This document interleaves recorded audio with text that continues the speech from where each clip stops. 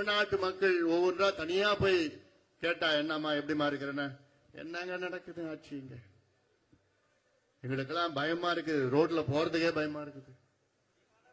பாதுகாப்பே இல்ல. காலையில அன்னைக்கு போனேன், ஒரு 11 மணிக்கு போறேன், தெருவில் போனா அவன் குடிச்சுக்கிட்டு அங்க எனக்கு கையை பிடிச்சி இழுக்கிறான். எங்க பிள்ளைங்கன்னா பள்ளிக்கூடம் அனுப்பத்துக்கு எங்களுக்கு பயமா இருக்குது.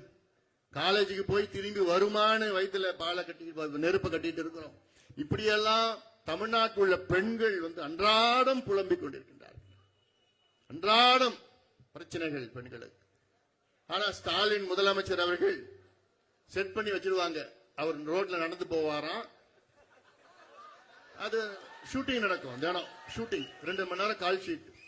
நடந்து போவாராம், அம்மா நல்லா இருக்கியாமா அப்படின்னு கேட்பாராம். அவங்க ஐயா நாங்க மகிழ்ச்சியா இருக்கிறோம் அப்படின்னு டிராமா பண்ணுவாங்க. தமிழ்நாட்டில் யாராவது ஒரு பெண் நாங்க சந்தோஷமா இருக்கிறோம் மகிழ்ச்சியா இருக்கோம் சொல்லுங்க பார்க்கலாம். யாரும் ஒருத்தருடன் சொல்ல மாட்டாங்க. அதே போன்ற தமிழ்நாட்டில் ஒரே ஒரு விவசாயி நாங்க சந்தோஷமா இருக்கிறையா நிம்மதியா இருக்கிறோம் ஐயா அப்படின்னு ஒரு விவசாயி தமிழ்நாட்டில் சொல்லுங்க பார்க்கலாம். ஒரு விவசாயி நிச்சயமா கிடைக்காது. நிச்சயமா இல்ல, அந்த நிலை கிடையாது. ஆனால் முதலமைச்சர் ஸ்டாலின் அவர்கள் மட்டும்தான் மகிழ்ச்சியா இருக்கிறார். என்னன்னு மகிழ்ச்சியா இருக்கிறாரு?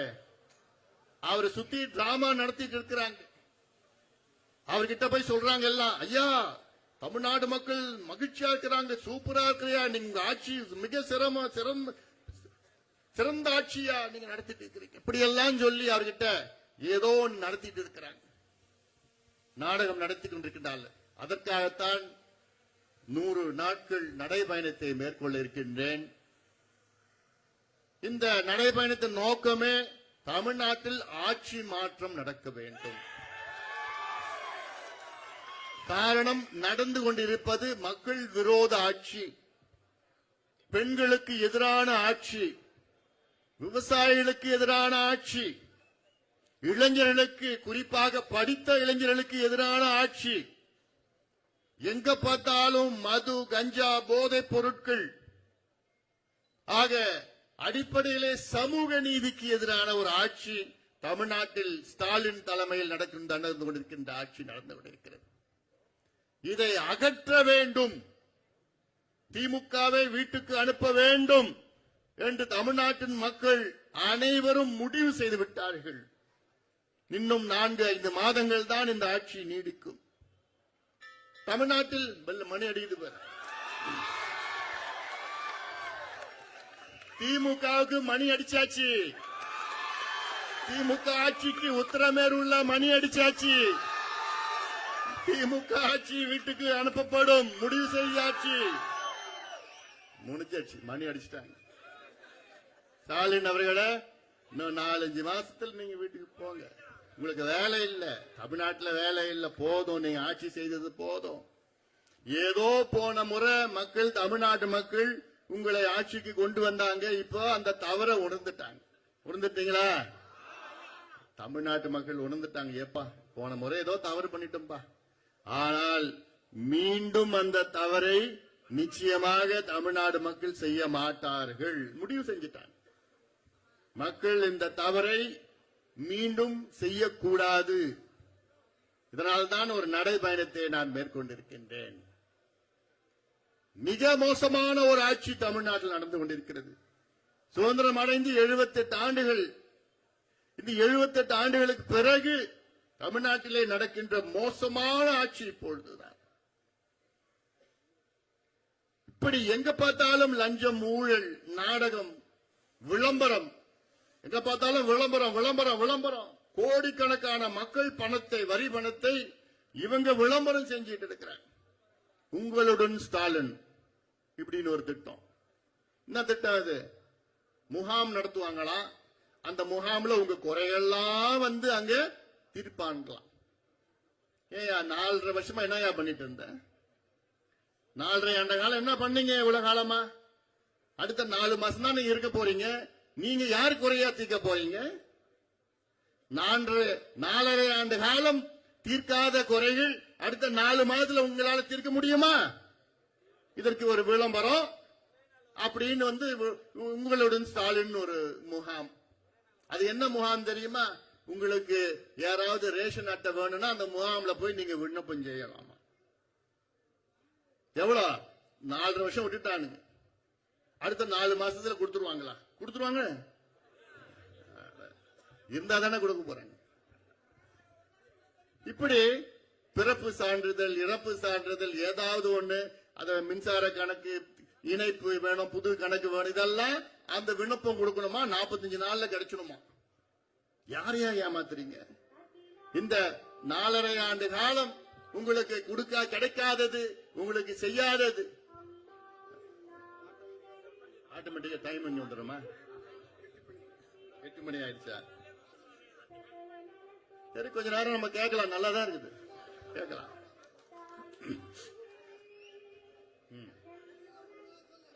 நம்ம உங்களுக்கு பிடிச்ச பாட்டு தானே? அந்த அம்மாவுக்கு பிடிச்ச பாட்டு. அம்மா ஆசீர்வாதம் பண்றாங்களா?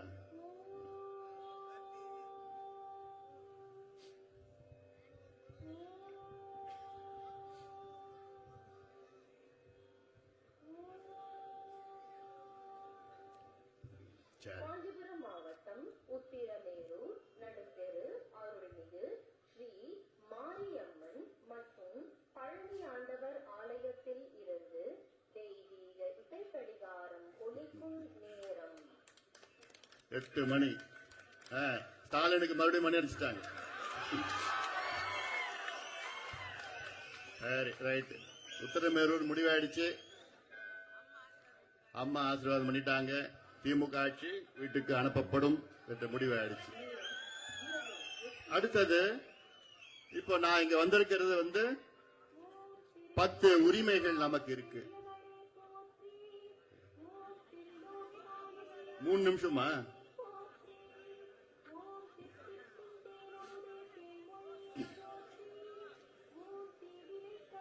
சரி, நானும் கொஞ்சம் அப்படியே பேசிட்டே இருக்கிறேன்.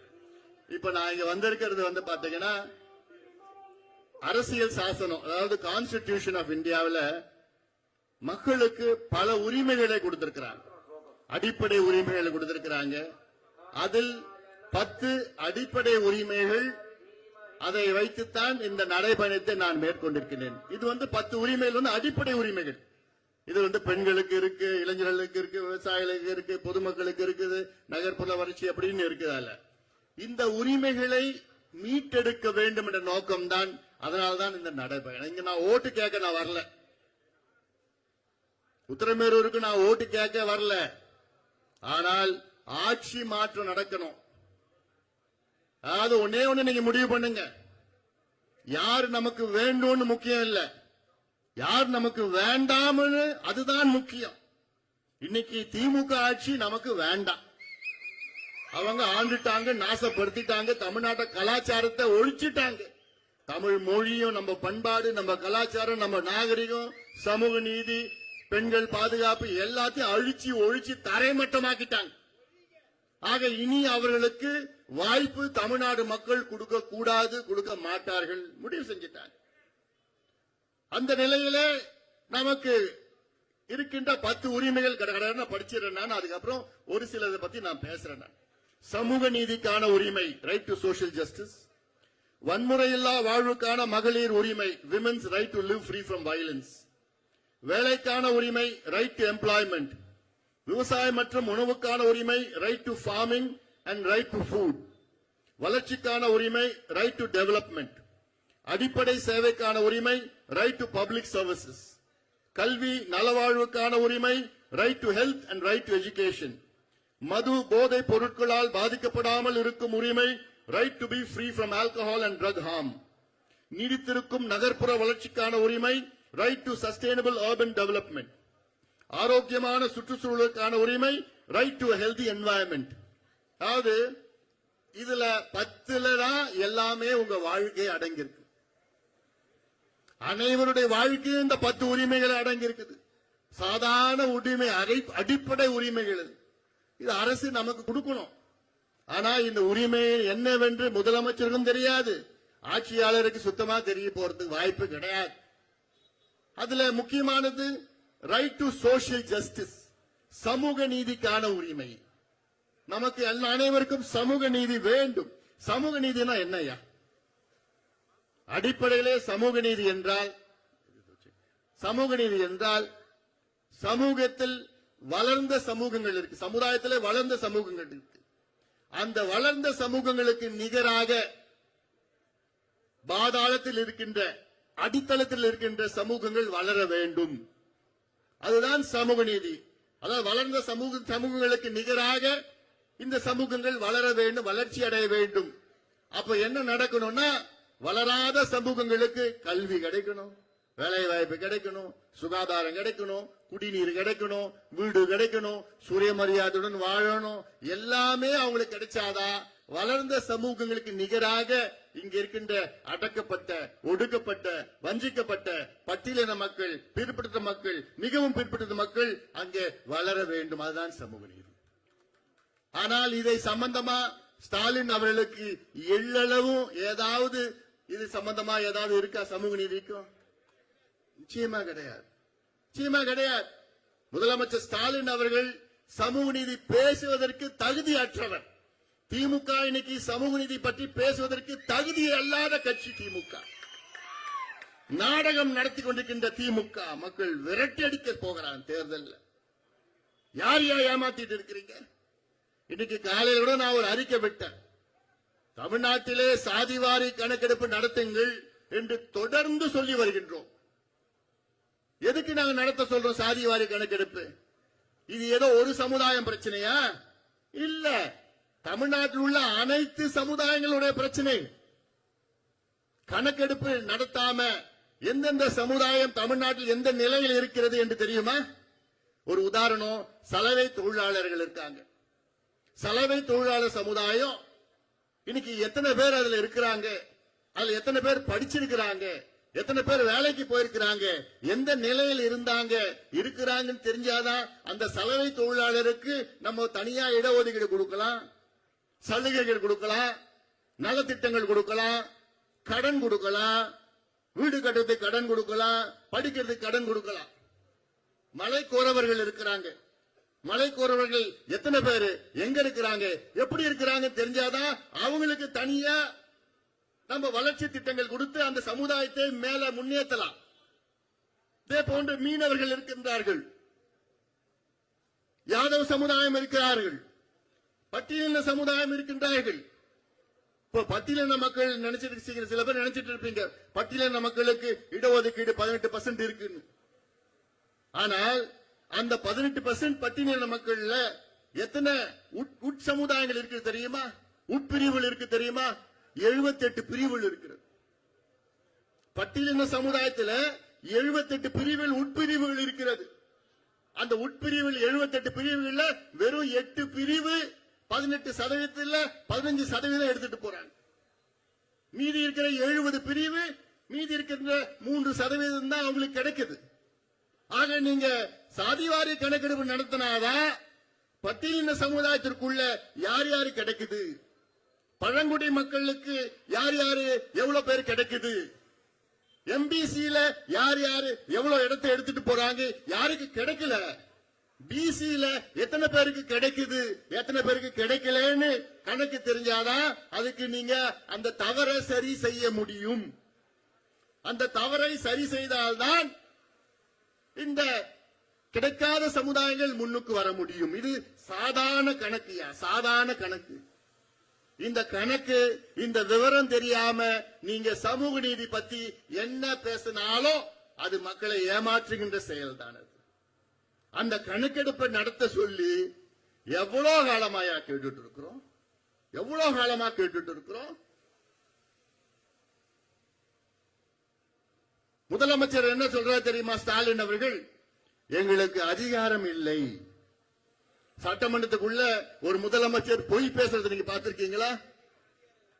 தமிழ்நாட்டில் சாதிவாரி கணக்கெடுப்பு நடத்த திமுக அரசுக்கு, தமிழக அரசுக்கு அதிகாரம் இல்லை, மத்திய அரசு தான் எடுக்க வேண்டும் என்று முதலமைச்சர் ஸ்டாலின் அவர்கள் சட்டமன்றத்துக்கு உள்ளேயும் வெளியிலேயும் தொடர்ந்து பொய் பேசி வருகிறார்கள்.